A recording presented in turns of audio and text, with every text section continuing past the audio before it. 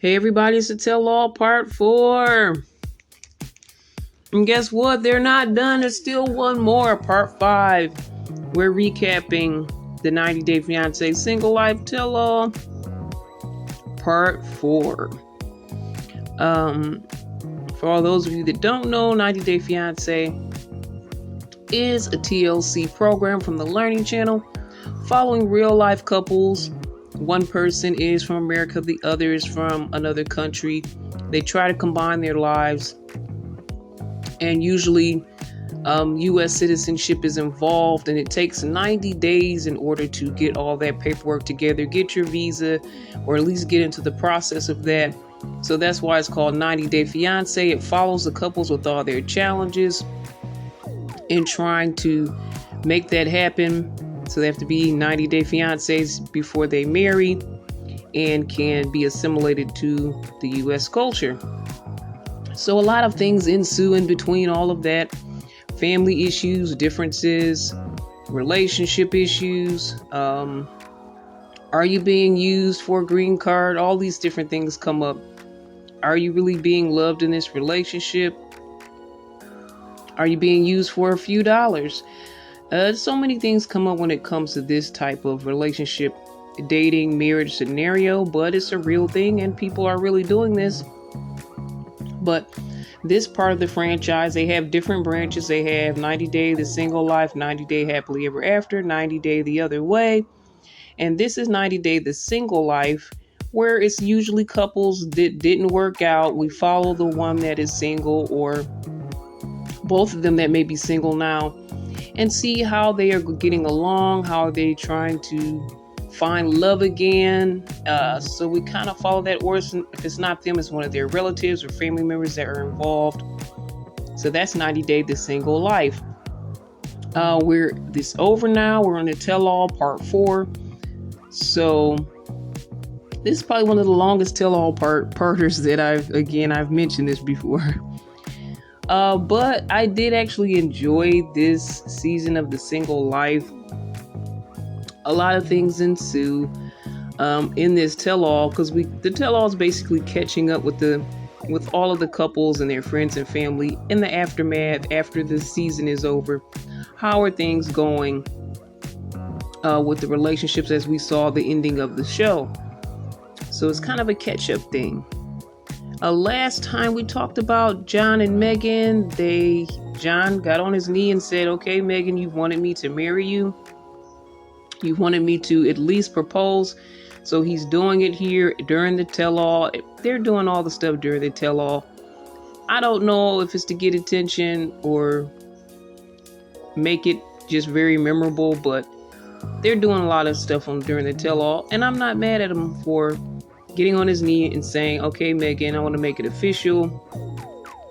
They had been having a lot of relations, and now they live together. So for them to actually make it official, I think it's a good thing. His brother Patrick was there, and he was kind of being a hater during the whole process. And I'm sure he knows his brother and knows that there's certain things that he feels his brother isn't ready for. And he may be right, and he may have seen that firsthand, but he is not his brother. He can't be his brother's keeper, but he's not his brother. He doesn't know how he's changed and evolved. He hasn't been living with him during this time and season. So he doesn't know fully how he can evolve and be a family man, which he said he probably would never be. So Patrick and his wife Thais kind of giving me some hater vibes. I was happy for them as they had struggles becoming a couple themselves, getting married. I think they're on their second child. I may be wrong. That might just be their first child, but they really don't seem like they don't want to wish John well. John, I think, was living with them at the time. They felt like he just wasn't prepared to go out there and take care of a family and all of that on his own. And he was kind of like that guy, so to speak, that guy that will probably be the perpetual bachelor. And they just don't want to believe the change. And they may think Megan is false. They act like they said, he called his wife after the proposal, was like, they were both surprised and they think it's too soon. And I think that they just kind of need to be more supportive and not be so negative. So that's a problem sometimes when family tries to get into your business, but it looks like that's not stopping John and Megan, and I wish them the best. But you're going to see probably Patrick and Thais on the sidelines, not cheering them on, and that's their problem. All right, so next we're going to go with Debbie. And you know, Debbie and Reuben the Cuban, and then Debbie's son, who looks out for her because she is 67. He looks out for her concerning all her dating matters. He also is a police officer, so that adds a little bit more drama. He's supposed to be hard nosed, but I feel like he's just really a nice guy. But he tries to give us some hard nosed attitude, you know, when it comes to, okay, don't take advantage of my mom, which is always a good thing. But sometimes she feels like he's encroaching on her situation and her dating scenario.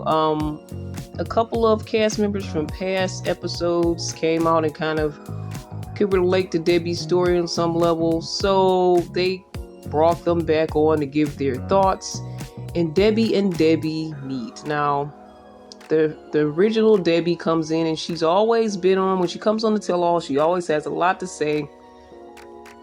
She is kind of negative.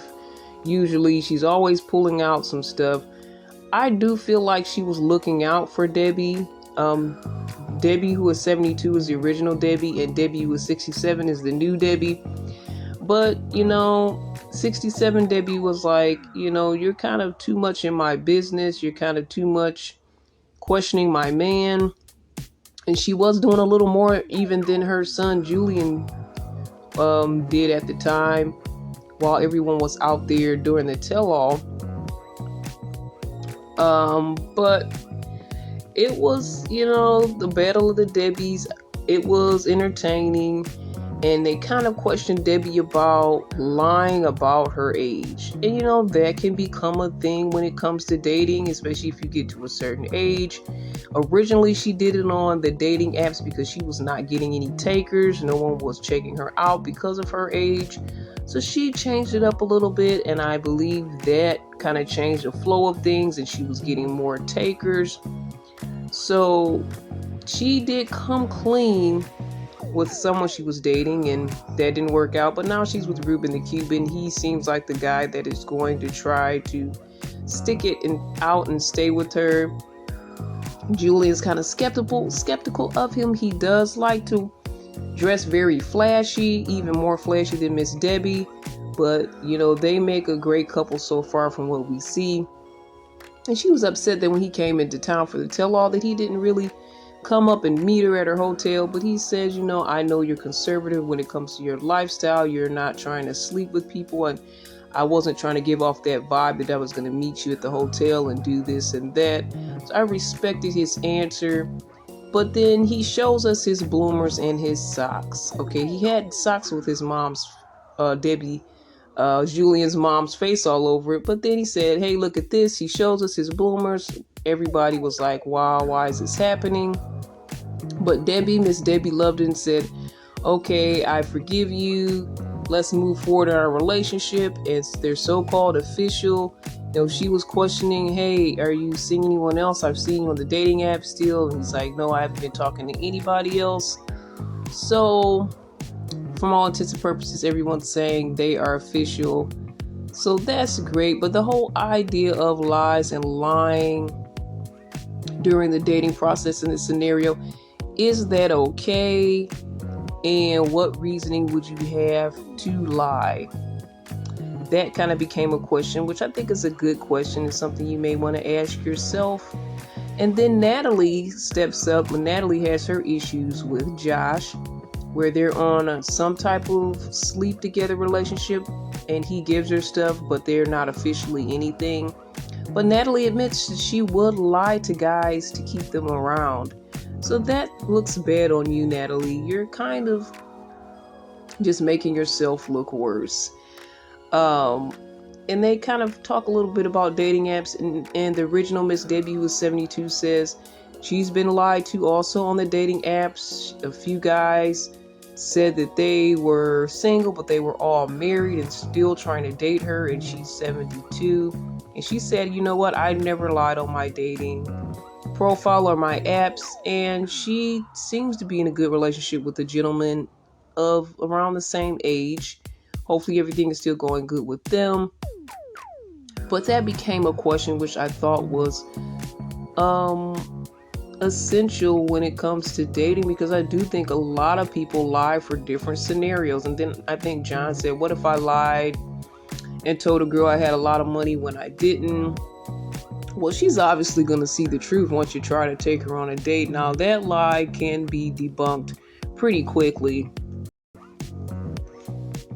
Then they were talking also about filters. Using filters on your face is more of a lie than actually the numbers. As long as you have an accurate picture of how you look. I mean, if it's believable, I guess you look good for your age. I'm not saying that it's okay. I'm not giving a thumbs up for lying. But there's a difference between lying about the little things and the big things. Somebody can come up to you and say, all of the correct things. This is what I do. This is where I live. All the basics. But they may have a lying mindset, a lying agenda. They may always be deceptive with people that they're talking to. And even if they don't have like that direct, obvious lie, but it's their attitude, they may have a roaming eye, they may be seeing multiple people, and that's fine as long as you guys are kind of upfront about that, especially if you're getting serious. So it's, to me, the big lies, the underneath lies that I think that are more detrimental than about the age. Because there are people that just have a lying mindset and mentality. They always have an agenda. They always have a backstory and a back plan and a backdoor vibe. And that type of thing is ultimately what's going to kill the relationship, because people can really put on some good facades and have a very good package as far as how they look on paper when you go on dates. But what is this person's mentality? What is their mindset? How have they treated people in the past? All of that can be the real lie that you kind of want to be aware of. Just like Miss Debbie said, she dated people that they may not have lied about their age, but they were married. So that's like a really big thing that we really don't want you to lie about. So prioritize those lies. We're not into lies. We never want to lie. Especially if you are a person of God, that's not what we do. But I can see one lie can be more detrimental than the other when it comes to love and dating and relationships. So just have that mentality, because even a little lie can give people skepticism about you. So any type of lying can set you up for a failure or a fall, and you just won't be trusted in the whole relationship. So just leave lying to itself. Don't touch it. You don't want to be in something where you have to lie about stuff anyway to get love and acceptance. I mean, Natalie even says she'll do that to keep someone. And I think guys do the same thing. They'll lie to keep you. So, I mean, it's to see both sides, women and men. They both can lie to get what they want and to play those heart games so that they can get what they want. Even if they do care about you genuinely and want to be with you, I can't overlook those lies. So that's really an important situation, important thing to look at moving forward when it comes to love and dating.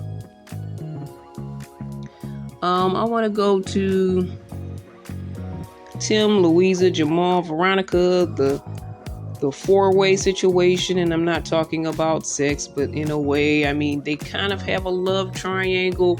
Jamal was not happy about Tim and Veronica's continued friendship, and he always wanted to put a wedge between them. And then Louisa, interested picture, starts dating Tim, and Tim is really slow when it comes to his affection and being physical with his partners. And Jamal just pulls out one day and says, on this particular episode of the tell-all, I was like, asking him, is he gay? And he thinks he's gay or something along those lines. And Tim says, it doesn't matter. I don't have to justify myself. People are going to think whatever they want to think.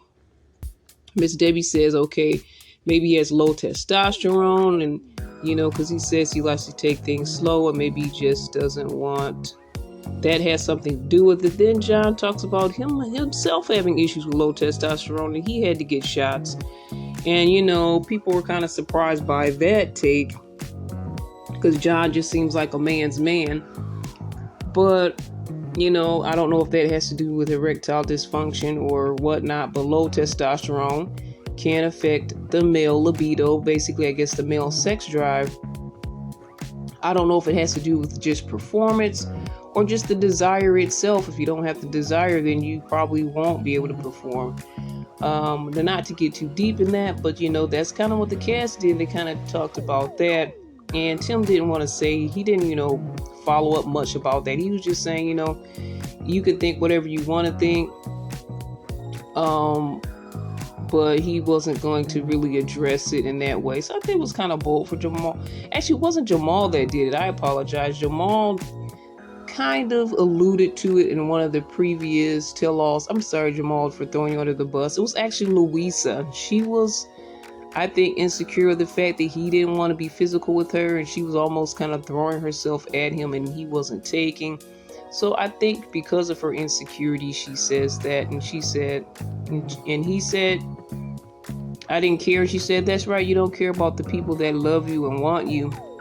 But Louisa just seems very divisive. At first, she seemed like a nice person, but at this point, I feel like she's very divisive. She's pulling that out on Tim.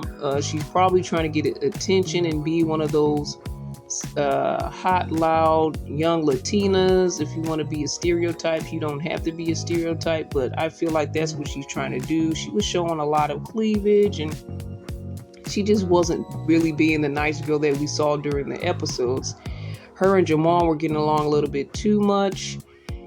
And, after Tim, Louisa, Jamal, and Veronica all kind of supposedly were trying to squash things, even though Louisa and Tim, I think, are still probably on the outs. But it was, during the break that they kind of showed them backstage. They were trying to talk things out. And Jamal and Veronica still act like they had a thing for each other. Jamal was still trying to stay in the door, and Veronica was letting him stay in the door. And the other castmates were looking like, okay, this is kind of surprising that you guys are supposed to be broken up, but you still kind of act like you're going to hook up with each other again or more. And, Chantel had to be the busybody here and say, I saw Louisa and Jamal actually talking, and those are Tim and Veronica's exes on the show, that they kind of might be having a thing going on. And it was confirmed. What we heard their voices on the microphones as they were kind of chatting it up, talking about last night and what they did and how they couldn't remember. So Jamal is, to me, very deceptive. He's playing both sides. He looks like he hooked up with Louisa, Tim's ex, and he still has the door open for Veronica, like he at any time can hook back up with her whenever he wants. And I'm hoping Veronica sees that. And I just don't like his player mentality. I don't want him to be one of those stereotype guys that, young guys that play women and play games and is playing both of these Latino women. And I just feel like, I hope that is revealed and the realness comes out in that situation. And also, to me, when Veronica and Jamal were flirting in the back, it seemed very contrived. It seemed very like it was a play that they put together. So I'm not 100% even sure, how real this is at this point. To me, I felt like it was a big put on. But yeah, it is what it is. Are you guys doing this for entertainment? Did you guys practice this last night? To me, I don't like false things. I like this show because of the reality element of it. I do know that there are some things that are put on because for entertainment value and to keep people watching. But I don't like to be able to detect the falseness. So I don't know how real that part of the programming was. But Tim, Louisa, Jamal, Veronica, that whole thing is a mess. It's so messy. I hope that they can figure out their four-way issues, their four-way anger, kind of get over things. But I'm not surprised that their exes hooked up. Technically, exes are exes, and they can be done. But the way that Jamal's kind of keeping his foot in the door, Tim really doesn't have much he wants to do left with her. He's basically said, they just don't fit. But Jamal's playing both sides, and that's pretty dirty. If you want to talk about lies, now that's the big lie in the room when it comes to dating in this whole scenario for our 90-day single life cast. So I hope the truth is revealed for Mr. Player here. And who knows who else he's been playing on the cast, outside the cast, on his Insta, wherever he hooks up with people. I don't know, but I hope the truth is revealed. Always like to see the truth revealed, and that's what the tell-alls are all about. Let's find out the truth here. The next one is going to be crazy. The next one, they said, is going to be some big, shocking, surprising things that are going to happen. And you might say, oh, they say that all the time. Well, no, they actually did say that this time. So I'm looking forward to seeing what those things are.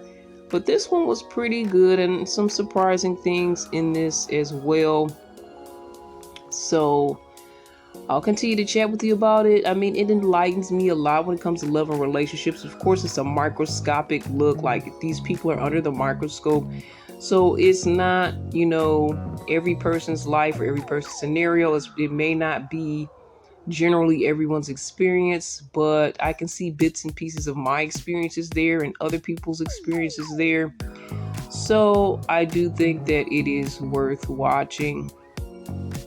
For my part, and if you don't want to watch, or if you want to kind of just hear someone else's perspective, if you want someone that watches with you as well and relates, and we can kind of bounce off perspectives from each other, I mean, please continue to listen so that can be done. If you want to come on and chat with me, that'll be great. You guys can always email me anytime with your thoughts at cbiztv@yahoo.com.